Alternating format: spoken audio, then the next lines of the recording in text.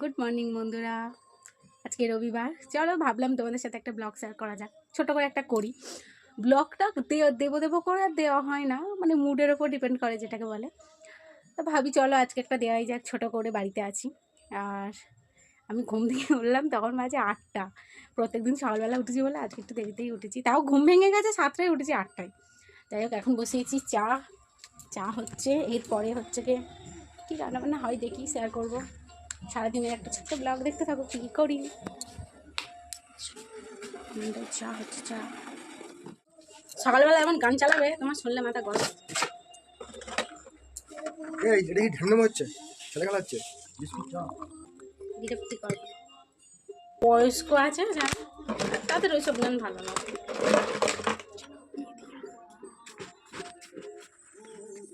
বসাচ্ছি আমাদের আর এক বড় সাহেব এখানে বসে। নাও ও বাবা,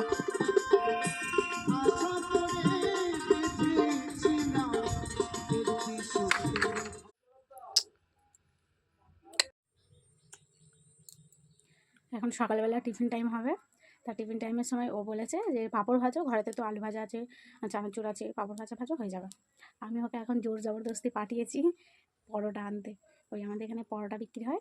এবার কেন জোর জবরদস্তি, ডাক্তার আমায় খেতে মানা করেছে, তেলের জিনিসটা খুব কম খেতে বলেছে, কিন্তু আমি শুনবো না। ও ওই জন্যই এনে দিচ্ছে না। আমি বলেছি না আমার চাই, একটুখানি খেলে কিচ্ছু হয় না বলে আমার ওর রাগ দেখিয়ে গিয়েছে। এখন আনে কিনা সেটাই দেখবো। আর গিয়েছে মানে অবশ্যই আনবে, আসলে খেতে মানা করেছে তো ওই জন্যই খেতে দিচ্ছে না, নাহলে এনে দেয়। কিন্তু এখন দেখি কি করে। ওই জন্য বলে ভালো মুড়ি আছে, মুড়ি খাবো। মুড়ি ভালো লাগে না, রবিবার করে একটা দিন মুড়ি খাবো, বাট মুড়ি না। চলো দেখাবো আনি কি। সেটা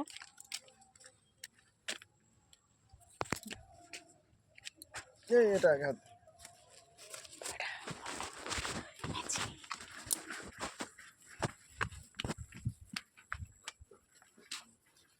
নিতে বাধ্য, বউ বলেছে আনবে না। টিফিন টাইম, তোমাদের কাদের কাদের টিফিন হয়ে গেছে বলো।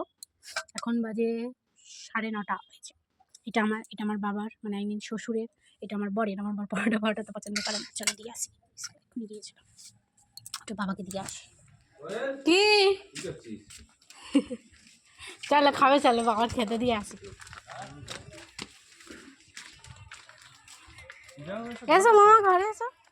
আচ্ছা আমাকে একটা কথা বলো, এই বয়স বাড়ার সাথে সাথে এই যে চেঞ্জিং ভাবটা, এই ভাবটাও কি তোমাদের মধ্যে আছে? তবে শোনো, এই 4-5 দিন আমি খেয়াল করে দেখছি আমার মতন একটা অদ্ভুত চেঞ্জ এসেছে। প্রথমে আমার বড় আমায় বলেছিল যে তুমি পাল্টে গিয়েছো। আমি প্রথমে ইগনোর করে গেছি ব্যাপারটা, আমি আবার কখন পাল্টে গেলাম। কিন্তু এখন রিয়েলাইজ করছি, হ্যাঁ সত্যি আমি মানে এই 4 দিন ধরে যেটা ভাবলাম, মানে আমি ছোটো ছোটো বিষয়গুলো আগে না আমি খুব এড়িয়ে যেতাম, মানে ধরো হচ্ছে হবে, এখন যা হবে দেখা যাবে।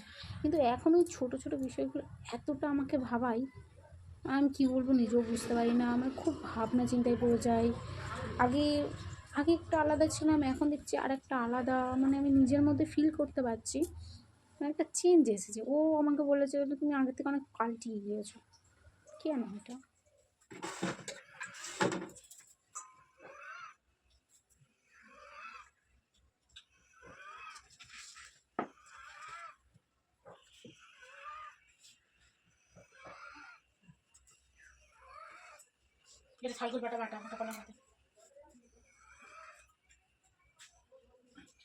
মাছ কোথায় ধরছে? পুকুরটা পরিষ্কার করতে গেল।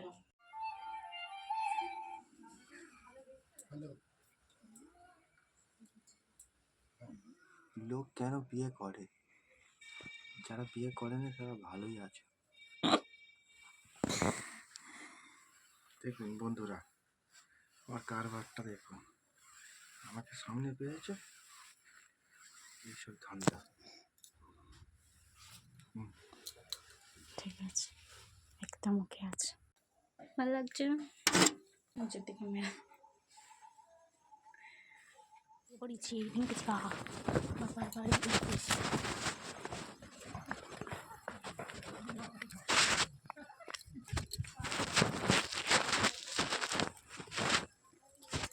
হিরন্ডা বুঝি। চলো আজকে যাচ্ছি, দেখো হর্তকি তলা। লাইট আমাদের ফুচকা খাবো, ফুচকা।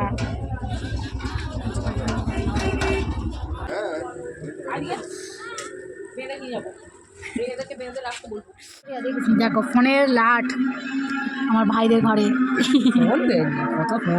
কিন্তু দুঃখের বিষয় খারাপ, ওইটা একমাত্র ভালো আছে, আবার আর একটা কথা থেকে ভালো আছে, সব খারাপ হয়ে পড়ে রয়েছে। শুধু এইটা চলতি, ওইটা ভালো আছে, বাদবাকি সব কটাই খারাপ হয়ে গেছে, সব নষ্ট হয়ে গেছে ফোনগুলো। হ্যাঁ, কেটে দেয় জুতো, তুমি এমনি থাকতে পারো না? হ্যাঁ, এই জায়গায় কোথেকে বাড়াচ্ছিস রে? কোথা থেকে বাড়াচ্ছিস? হ্যাঁ, হ্যাঁ।